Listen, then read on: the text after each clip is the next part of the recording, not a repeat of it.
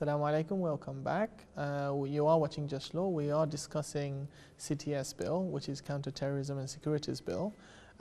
It's likely to come into law perhaps in a matter of weeks or months. I have two guests who are going to assist me in understanding what it is, what likely impact it's going to have on the Muslim community, and what we can do to perhaps minimize the potential damage it can do to the Muslim community. I have Wajahat Sharif, who is a criminal solicitor dealing with terrorism-related matters, and I have Shiplu Miah, who is from MEND, which sort of looks into and monitors and gives a platform to engage in these kind of topics with the Muslim community. We had some interesting discussions so far on, what is the CTS bill and what it's going to do. I just want to focus a bit more on, let's say I go to university or I work for the local council, for example, and I'm found to have fallen foul, if you like. Am I going to, what would happen next? I mean, is the university going to report me to the police, or is my employer going to suspend me? I mean, what happens? Most universities' management have already channels with the police and security services of reporting people who are of concern. So if you have views that they find not within their comfort zone, they can sort of report you and have you processed. That's right. The system, the procedures, the regime is already in place. The channels are there. They do monitor, should we say, students who are of concern. Let's say, I would say that members of Islamic societies are in particular jeopardy of coming under this kind of attention. But I think it's also the same is true if you wanted to invite a guest to deliver a sermon or talks. Absolutely. They have to be vetted and made sure that they're compliant to the thought process, or the permissible thought process, shall we say. I think the procedure is that most universities require advance notice of guest speakers. They'll receive information from the Islamic Society of who they propose to invite. The management of the university will then take advice from whoever it takes advice from and make a decision. Often they may regard someone as too extreme to permit on the campus to deliver a talk or a speech. Okay. Shiplu, if I can ask you, from what you've sort of seen in your experience, if someone is flagged out, I mean, what impacts does it have on that person and their family? I was actually going to ask that to the solicitor here as to how, because we do hear people getting flagged up. Yeah. What does that actually mean in practice, and how does one get flagged up? If you're flagged up, let's say you stopped at an airport, you're found with certain things on your phone, let's say pictures holding a Kalashnikov with an ISIS flag behind you or a knife, something like that. I know it sounds fantastic, it sounds unbelievable, but unfortunately it happens a lot. Or you've got a library of books, jihadi type books or lectures. You will come to the attention, obviously, of the police and security services. It could trigger a number of consequences. First thing, if they find other things that generates a reasonable suspicion that you're involved in terrorism, it could trigger an arrest and a raid and search of your premises, place, your home, your place of work. Another consequence could be, on a lower level, interest. You would arouse the interest of security services.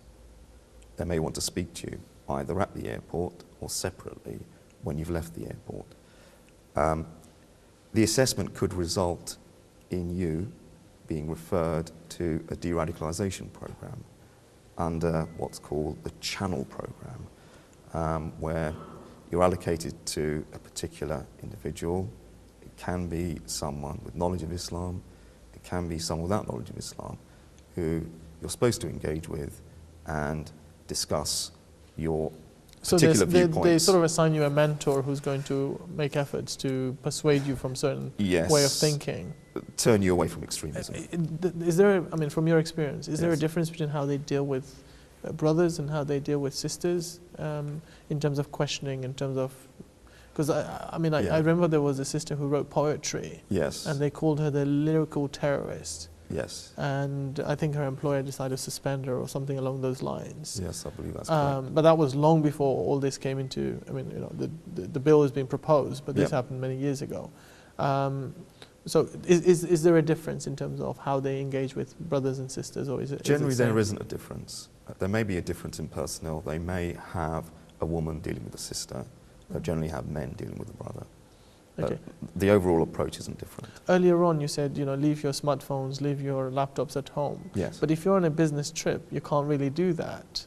Yes. So what options do you have? Well, I mean, apart from buying a new laptop, perhaps.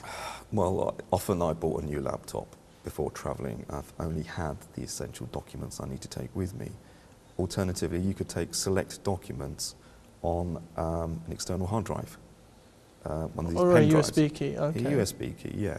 But I would say it's not worth your while taking a computer which you use every day, which has your list of contacts, which has important documentation, even banking and financial documentation, and personal documentation. I would not feel comfortable with the state having a copy of that. Okay, let me ask both of you.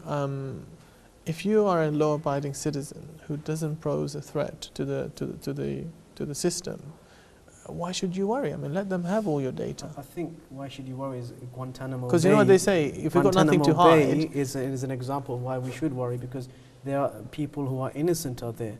Look what happened to Muazzam Beg when he was imprisoned recently by this country, and then subsequently, let to go free. And all of that was based on suspicion. So, even if you are innocent, and in most cases people are innocent, you'll still be subjected to these powers that take away your right and your freedom. I see. agree with that. Okay, a lot of viewers out there, they may have children who go to school. Now, I know that teachers will be required to perform in a certain manner to look out for certain things. So as parents, I mean, what can they do to make sure that their children are not being negatively influenced by perhaps the counter-terrorism bill or the government in its effort to persuade people to be not terrorists? I mean, either one of you. I don't think there is a way out. So let's say you have a 10-year-old child who's at school. Yeah, I and think the school has a duty to make sure that he's not being radicalized and to promote perhaps more Britishness, whatever that means. I mean, as a parent, what can you do to make sure that, say for example, in terms of sexual orientation, in terms of seeing certain things as being okay, obviously, if you're a person of faith, you would want to preserve your faith.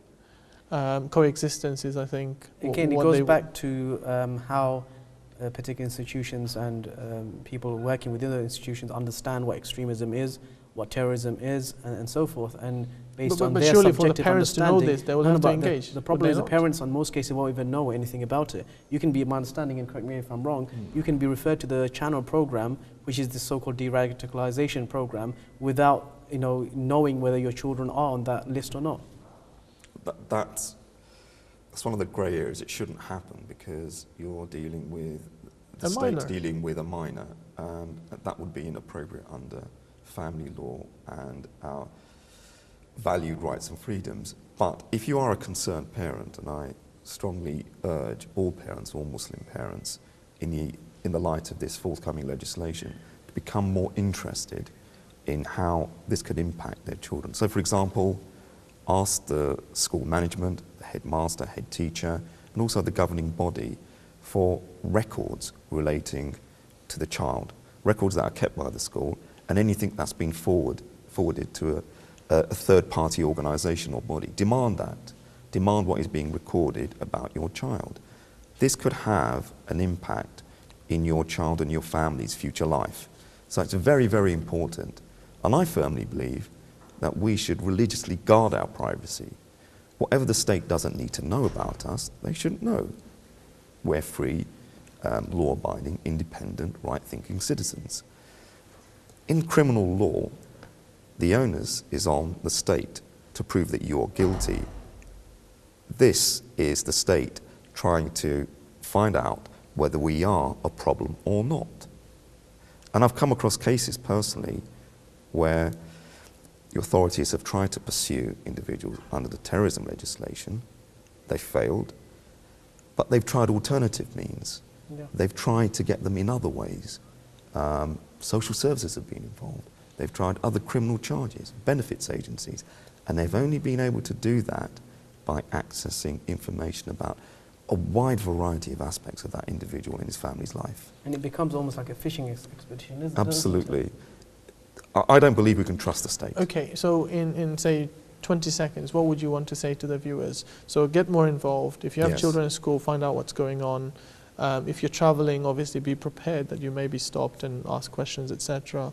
What would you say, Shiplu? I mean, Anything more? specifically to the counter-terrorism and security bill, it is still not legislation. And although, and I agree with what my colleague here was saying, is that it will undoubtedly become law in the next few weeks or so. But there's been a lot of amendments, or some amendments have been made. We should still lobby our MPs to make further amendments.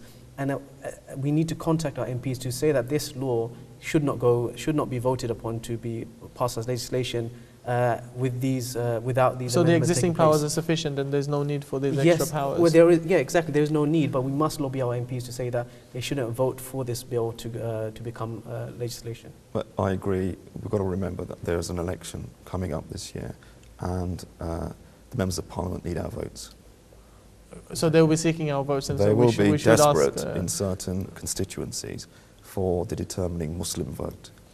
Okay, well, viewers, we are talking about counter-terrorism and securities bill. The two guests have highlighted many issues, and I hope you've taken notes of those. I think as a community, we are guilty of not participating sufficiently. Yes, you have to do your 9 to 5. Yes, you have to make money to survive. But I think we should apportion time to sort of preserve our community, to preserve our children and their future.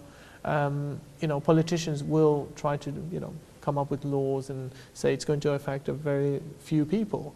But later on it transpires that it actually affects everybody. So if you're traveling, which most of us do, if you're going Hajj, Umrah, going back home, or taking the odd holiday to a holiday destination, you're going to have children at school, you're going to be at work. All these things will be affected. So I do encourage you to sort of participate.